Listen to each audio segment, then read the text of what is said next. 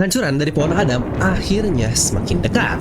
Ragnarok akan segera terjadi. Nah, gak cuma di sini. Gimana coba kalian seminggu setelah puasa udah ada yang godin belum alias batal yang kayaknya untuk zaman sekarang namanya bukan godin tetapi mokel atau mokel. Coba udah ada belum kalian yang aduh astagfirullah.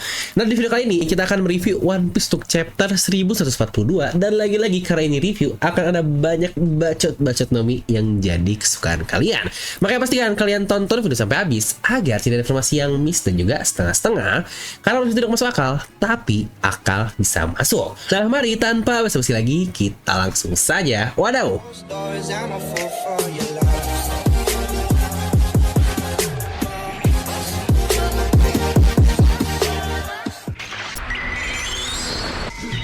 Nah, dimana judul untuk chapter 1142 ini adalah hal yang paling saya takutkan.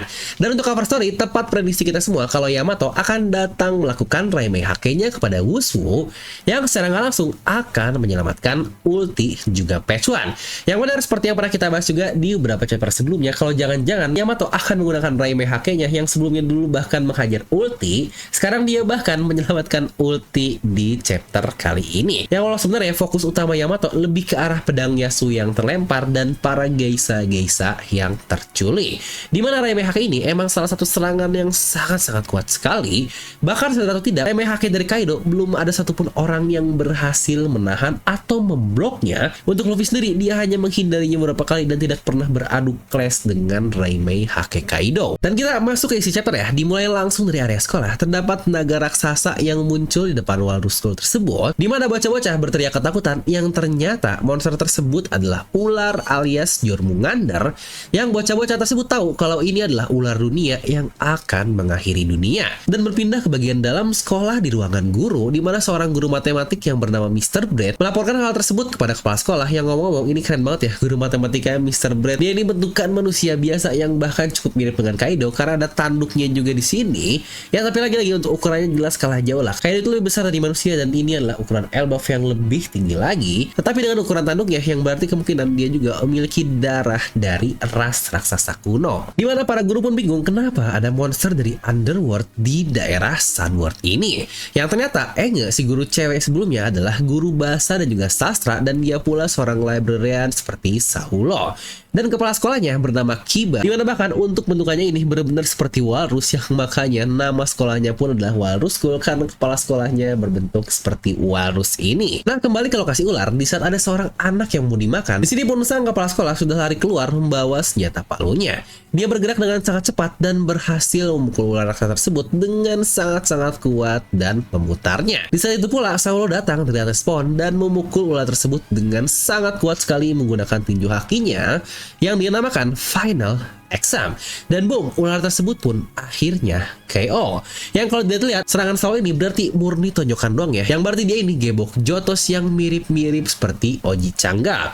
Yang jadi kebayang sih Saulo raksasa tinjunya pasti sekuat apa. Tapi baik lagi Garp yang notabene manusia biasa memiliki tinju yang jauh lebih gila lagi. Yang bukankah sangat monster sekali kemampuan dari kakek Garp kita. Dan mungkin banyak yang nanya, lah bang ternyata Saulo dia punya haki juga ya. Yang untuk ini pun seharusnya sudah sangat jelas ya, karena dulunya dia adalah seorang Vice Admiral, jadi nggak aneh lah kalau dia juga memiliki haki. Terus kalau gitu kenapa dia kalah ketika melawan Kuzan? Ingat dulu dia nggak ada perlawanan sama sekali ya ke arah Kuzan dan dia hanya fokus untuk menyelamatkan Robin, yang lagi-lagi kalau diadu pun sudah sangat jelas lah Kuzan pasti akan menang. Toh bukankah lagi-lagi tinju Kuzan dia berlatih juga bersama Garp tadi.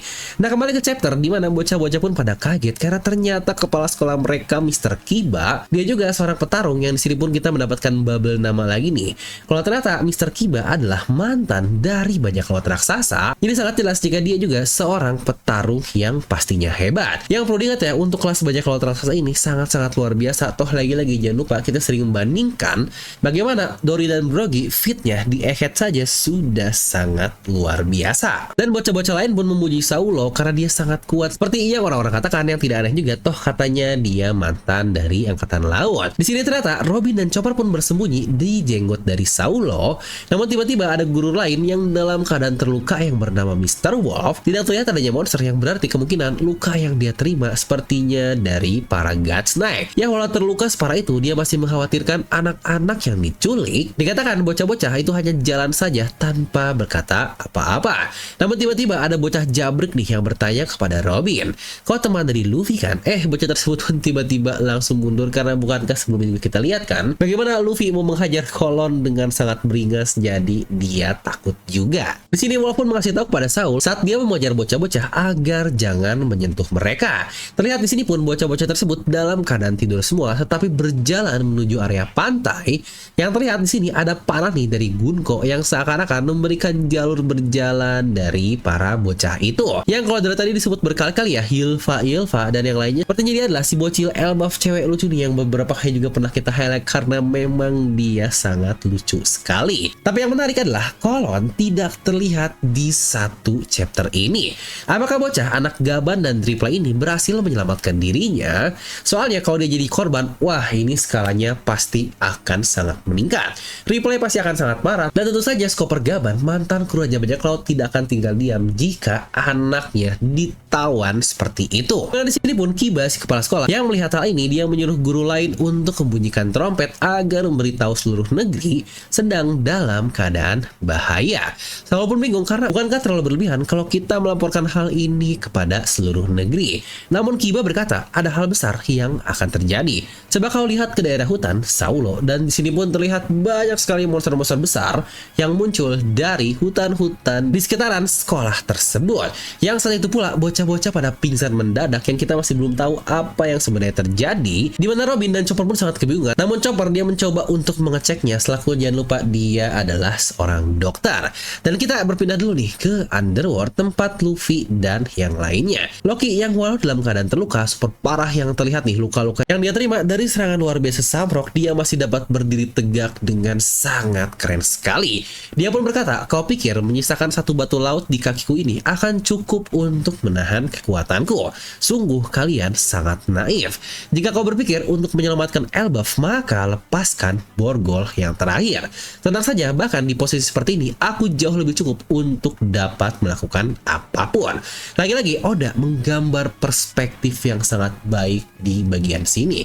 Trio monster lalu juga dengan Loki dan juga Hajime yang terlihat kecil dibandingkan Loki yang sangat besar sekali. Yang kalau kita melihat perbandingan antara Hajime dan juga Loki, sepertinya ukuran Loki ini jauh lebih besar ya dibandingkan Oars. Karena bukankah Elbaf itu kurang lebih sekitaran 20 meteran dan untuk Oars itu sekitaran 2 kali lipatnya sekitar 40-50 meter, dan Loki hampir lebih dari 2 kali lipat dibandingkan ukuran Hajime. Yang untuk hal ini pun sangat wajar ya. Ada orang yang sedikit lebih besar sama lah seperti ras Elbaf juga, bukankah ada yang lebih besar dan ada yang lebih kecil yang lagi sama dengan ukuran manusia juga. Dimana Loki pun mengancam lagi, "Aku akan buru-buru jika menjadi kalian. Kalian tahu kan, jika aku menghantamnya, api akan tersebar ke Pulau Elbaf. Dan bukankah kalian juga tahu kelemahan terbesar dari pulau ini adalah apa?" Yang tepat pada saat itu, Loki menghantam Ragnirnya ke pohon Adam, dan boom, tiba-tiba sambaran petir besar dahsyat menghantam Elbaf dari langit yang sejujurnya ini sangat menarik sekali.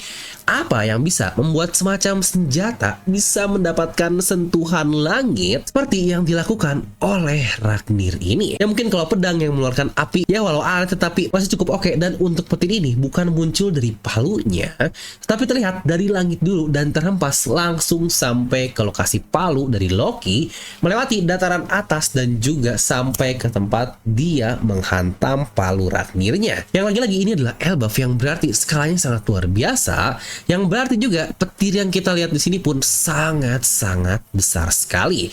Ya walau tentu saja tidak akan mempan kepada Luffy sih, tetapi jangan lupa Zoro dan juga Sanji dulu dikalahkan oleh Enel karena kemampuan petirnya. Dimana dampak dari hantaman Loki tersebut akhirnya membuat daerah di Elbaf ada yang terbakar, dimana orang-orang yang berpesta pun akhirnya berhenti. Tentu aja dulu ada api besar muncul di daerah selatan, dan aku juga mendengar suara trompet. Bukankah ini buruk? Ayo kita bergegas. Dimana saya juga baca nih komenan kalian ada yang bilang, jangan-jangan Dan Ragnir atau palu dari Loki ini memiliki berat 10 ton yang bukan ke ini akan cukup masuk akal dengan teori-teori terkait Usopp dan palu 10 tonnya juga. Apakah jangan-jangan nanti Usopp dapat menggunakan Ragnir, yang walaupun saya masih belum masuk logikanya akan seperti apa. Next kita kembali lagi nih ke sekolah Walrus, di mana Enge si guru cewek ini pun berkata kalau dia mengenal semua monster-monster yang ada di hutan tersebut. Dimana ternyata beberapa saat lalu di kelas seni, Enge dia meminta anak-anak untuk menggambar sosok apa yang mereka takutkan, dimana ada yang menggambar Loki dengan kapaknya untuk menghancurkan dunia, lalu ada yang membantah kalau bukan Loki yang akan menghancurkan dunia melainkan Nika, dimana ada bocah lagi yang menggambar hal yang mereka takutkan adalah Fenrir, hantu, Draugr, petir, Niohogger, Jormungandr, dan bahkan ada yang bilang ibunya. Kalau ini bener sih, bukankah emak emang paling menakutkan? Ya kalau udah nikah sih jadi ke istri ya, berpindah untuk tahta mengerikannya. Dimana si elbow cewek lucu ini yang bener dia bernama Ilva atau ya ini gimana ya bahasanya, cukup sulit juga. Dia bilang kalau memikirkan hal ini saja sudah membuatku bermimpi buruk. Dan guru Enge pun menjawab kalau gambaran-gambaran ini akan melatih kemampuan menulis dan membuat kepribadian kalian menjadi lebih baik lagi. Setiap darimu memiliki perspektif yang berbeda dan itu pula yang membuat imajinasimu sangat luar biasa. Atau dalam kata lain berarti monster-monster yang kita lihat ini adalah hal yang paling ditakutkan oleh bocah-bocah yang ditangkap oleh para Gods Knight. Dan itu pula lah yang menjadi judul dari chapter kali ini, yang sebenarnya hal yang ditakutkan menjadi kenyataan ini sangat mengingatkan saya ke serial Harry Potter, karena bukankah ada cermin yang melakukan hal yang sama di Harry Potter tersebut, dimana ada yang jadi Dementor lah, menjadi apalah ini. Aduh, jadi ingat banget karena isi saya sangat suka sekali dengan Harry Potter, yang bahkan pernah mendapatkan figur dari Harry Potter Severus Snape. Ya, ini pun Profesor Snape yang diwujudkan ketika orang takut tentang imajinasi dari sosok yang paling dia takutkan. Yang aduh, ini malah jadi kita balik lagi ya sekarang ke halaman terakhir di chapter kali ini. Di sini akhirnya kita melihat para Gods Knight, di mana Killingham pun berkata, "Oke, semua sudah beres," dan dia pun seperti tertidur. Dijawab oleh Sommers, "Kerja bagus Killingham," dan dia pun menjawab lagi, "Aku akan membiarkan hal ini sampai bocah-bocah tersebut berhasil sampai ke kapal." Tapi apa kau pikir mereka dapat membawa kembali bocah-bocah tersebut? Dan Sommers pun menjawab, "Gihaha, cinta tidak terelakkan untuk saling melukai satu sama lain." Yang bukankah ini sangat kebalikan sekali dengan Babang Sanjay kita? Apakah Sommers akan melawan Sanji? Oh, jangan lupa Sommers ini dia berasal dari keluarga Shepard, atau untuk Gorosei-nya adalah Jupiter. Dan bukankah beberapa kali juga kita pernah membahas apakah ada hubungan antara Gorosei Jupiter dan Sanji, karena sangat-sangat mirip sekali. Di sini pun Sommers berkata kepada Gunko, "Hei, apa yang paling kau takutkan?" Dan Gunko pun menjawab, "Aku paling takut dengan Nika." Nah, chapter pun berakhir di bagian sana. Dari sini sebelum kita membahas untuk apa aja sih monster-monster yang diperlihatkan di halaman terakhir dari chapter, kita akan coba bahas dulu. Sepertinya memang ada 3 kekuatan yang berhubungan di satu chapter ini. Pertama adalah kekuatan siapa nih yang bisa membangkitkan insting atau hal paling ditakutkan oleh seseorang, yang sejujurnya adalah kemampuan yang sangat-sangat mengerikan sekali. Kemampuan yang cocok untuk pengguna ilmu hitam alias pengguna iblis. Karena bukankah kebayang kita melawan hal yang paling kita takutin? Bukankah itu sangat-sangat mimpi buruk sekali? Bahkan cara melawan rasa takutnya aja udah susah. Itu pun masih dalam pikiran, apalagi jika harus muncul di depan mata. Yang wah, ini gila banget sih kemampuan yang dimiliki oleh orang tersebut. Ya kalau prediksi saya sih sepertinya Sommers lah yang memiliki kemampuan ini, karena dia yang bertanya kepada Gunko apa yang paling dia takutkan. Walau kita masih nggak tahu nih gimana konsep kemampuan tersebut bekerja. Apakah si anak-anak ini deketin dulu, lalu pada akhirnya dibentuklah di monster ini. Karena menariknya monster ini bener-bener real loh, karena sebelumnya dihajar oleh Saulo dan bentuknya bener-bener physically ada untuk monsternya. Atau mungkin opsi 2, kekuatan ini diambil dari gambaran ketakutan si anak-anak yang akhirnya diproyeksikan menjadi wujud nyata. Ya walau kemampuan ini bakal gagal karena sebelumnya pernah kita lihat yang dimiliki oleh Kanjuro, tapi kita nggak tahu juga kan, bukankah Kanjuro sudah mati juga. Dimana untuk saya sendiri, saya lebih suka opsi pertama tadi, di mana ada seseorang yang memiliki kemampuan untuk memproyeksikan hal yang ditakuti oleh manusia menjadi wujud yang nyata. Karena bukankah ini sangat masuk sekali dengan yang kebetulannya banget si guru Enge di kelasnya, dia meminta muridnya untuk menggambar hal-hal yang paling ditakuti. Jadi bukankah dia sangat ingat kalau loh, ini adalah monster-monster yang sebelumnya dimunculkan dari ketakutan anak-anaknya. Dan kekuatan kedua jelas adalah kemampuan dari Gunko. Dialah yang mengasih alur panah kepada bocah-bocah dalam keadaan tertidur. Dan mungkin pertanyaan selanjutnya adalah siapakah yang membuat bocah-bocah ini tertidur lalu berjalan? Dimana menurut saya bisa jadi itu adalah kemampuan dari Killingham. Berkali-kali dia ini kerjanya cuma zut mulu alias tidur, dan mungkin ada hubungan dengan kekuatan tersebut, makanya bocah-bocahnya pada tidur. Walau masih bingung sih kenapa banyak bocah lain juga yang akhirnya nanti ikutan pingsan. Tapi cuy, kalau dilihat monster-monster ini, jangan lupa ya, mereka ini bahkan monster bagi seorang raksasa Elbaf, yang berarti bagi manusia biasa seperti Luffy dan yang lain-lainnya, wah ini ukurannya sangat gila sekali. Karena bagi 3 orang ini saja, Enge, Kiba, dan juga Saul itu sudah sangat masif sekali. Oke, mari yuk kita coba bahas nih satu persatu apa aja monster yang orang tunjukkan dari gambaran di halaman terakhir ini. Pertama kita mulai dari yang paling bawah dulu. Ini jujur nih, saya nggak tahu ini apa, mirip kayak entah cacing tanah kali ya yang ditakuti oleh anak-anak. Lalu sebelahnya mirip dengan naga di Pang Hazard yang kalau kita lihat kata-kata bocah-bocah sebelumnya, ada yang bilang kalau itu adalah Nidhogger atau mungkin ini disebutnya sebagai Nidok yang emang dalam mitologi Nordik adalah naga juga. Lalu untuk atasnya kita masih nggak tahu ini sepertinya hewan mitologi juga, entah apa itu Griffon atau apa, saya kurang tahu. Coba yang tahu tuliskan di kolom komentar. Dimana sebelahnya jelas lah dia adalah Loki yang bakal kita bahas nanti. Jadi kita lanjut dulu untuk sebelahnya dulu. Dimana sebelahnya ada Fenrir, serigala raksasa yang full hitam dan sangat besar sekali, yang di sini pun sebelumnya diucapkan oleh bocah-bocah atas ketakutan mereka. Lalu di atasnya ada petir, karena ada bocah juga kan yang takut dengan petir atau ya badai lah kurang lebih bentukannya jadi kayak gini.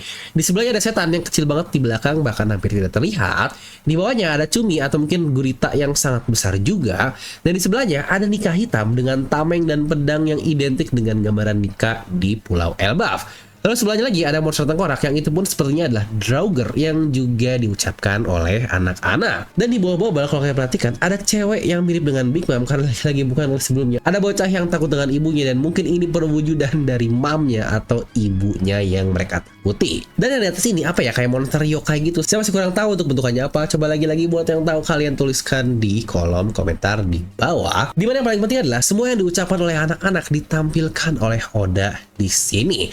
Yang bahkan Jormungandr pun udah ditampilkan di awal tadi dan langsung dikalahkan oleh Saulo. Tapi yang mau saya highlight adalah bagian gambaran Loki yang wah ini sangat menarik sekali. Karena yang menariknya senjata yang kita ketahui dari Loki adalah palu Ragnirnya yang baru saja menghantam dan menciptakan peti raksasa. Yang apakah Loki-Lokian ini pun bisa melakukan hal yang sama? Karena kalau iya, wah jujur ini bakal gila banget. Bakal ada 2 Ragnir yang dapat menciptakan petir dan menghancurkan Pulau Elbaf. Tapi yang menariknya, kalau kalian sadar, Loki yang tergambar di sini dia menggunakan pedang juga. Apakah memang Loki ini menggunakan 2 senjata, Ragnir, palu, dan juga pedang? Tapi kenapa hanya ada satu nih yang dipegang oleh Loki saat ini dan itu hanya Ragnirnya saja? Yang tentu saja jawabannya pun sudah sangat jelas dan mungkin dari kalian ada yang sudah ngeh dengan pedang dari Loki ini. Karena ya benar, pedang satunya ada tertancap di kepala tetua Jarwo. Karena bukankah pedang yang tampil di sini sangat mirip sekali dengan pedang Harald dan juga pedang di kepala Jarwo. Jadi balik lagi, apakah Loki ini memang benar-benar jahat dan skema kontroversi yang sebelumnya pernah kita bahas adalah fake karena dia sosok yang sangat licik sekali.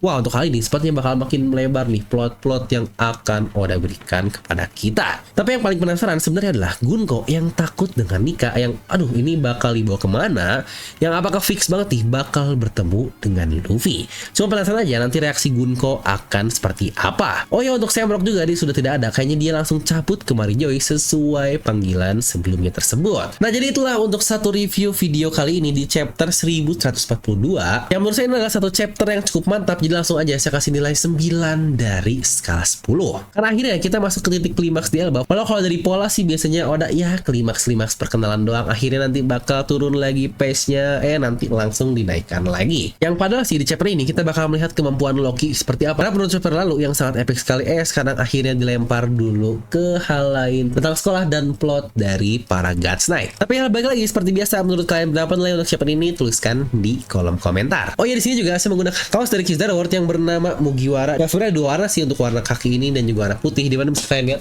bagian belakangnya adalah para 4 Yonko dari topi jerami. Ya baik lagi nih buat kalian yang pingin dengan kaos ini, nanti akan saya simpan juga linknya di tag produk dari YouTube juga ya. Dan untuk topi nikahnya ini topi produk dari DNM sendiri, buat kalian yang pingin nanti juga akan saya cantumkan untuk linknya seperti biasa. Kalau pakai baju ini bareng bini dia suka nggak mau, aduh ngapain sih bajunya wibu banget, jadi oke lah kita pakai sekarang buat ngonten aja. Nah jadi oke lah itu aja untuk satu video kali ini. Dan buat kalian juga para wibu-wibu yang mungkin udah bapak-bapak dan ingin belajar investasi, saya juga akan simpan linknya di deskripsi video. Dan seperti biasa, semoga kalian terhibur dengan video ini. Like aja kalau kalian suka, dislike kalau suka, jangan lupa subscribe dan juga share ke teman kalian. Gue Develo pamit and I'll see you guys next time.